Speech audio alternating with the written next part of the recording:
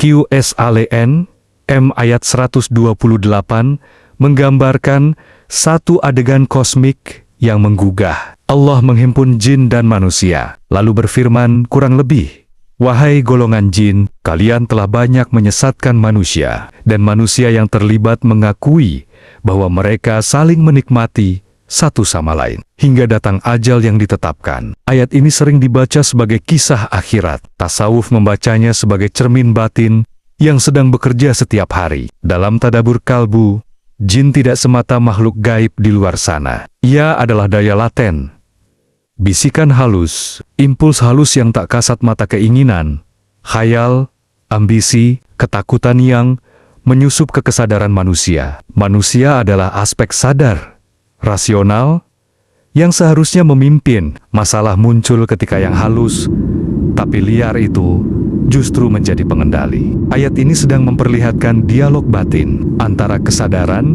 dan dorongan bawah sadar yang tak pernah ditazkiyah. Ibnu Arabi melihat hubungan jin manusia sebagai simbol korespondensi antara alam batin dan alam lahir. Ketika manusia terpikat oleh daya-daya halus khayal, kekuasaan, rasa istimewa, ia memberi energi pada ilusi. Maka kalian saling menikmati, bukan sekadar dosa moral, tetapi kenikmatan ego yang lahir dari kolaborasi antara nafs dan ilusi. Jin mendapat pengaruh, manusia mendapat sensasi kuasa. Keduanya soma-soma lupa bahwa semua daya itu hanya pinjaman dari wujud yang esa. Kalimat pengakuan manusia di ayat ini penting. Mereka tidak menyalahkan sepenuhnya jin. Mereka mengakui keterlibatan. Dalam tasawuf, ini adalah momen kesadaran pasca ego. Sadar bahwa kesesatan bukan karena faktor luar semata, tetapi karena kalbu yang tidak dibersihkan. Tazkiyatun nafs bukan membunuh dorongan, melainkan menempatkannya kembali sebagai pelayan,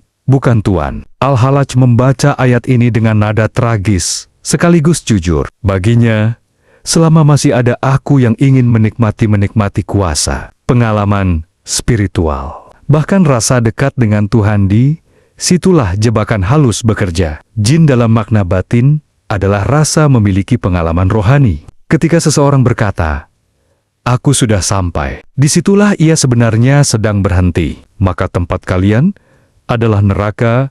Dalam bahasa halai, adalah keadaan keterpisahan, bukan semata api fisik. Neraka adalah ketika kesadaran terkurung dalam identitas palsu. Penutup ayat ini menyebut, kecuali jika Allah menghendaki lain. Disinilah cahaya marifatullah muncul. Tidak ada kondisi batin yang mutlak tertutup. Bahkan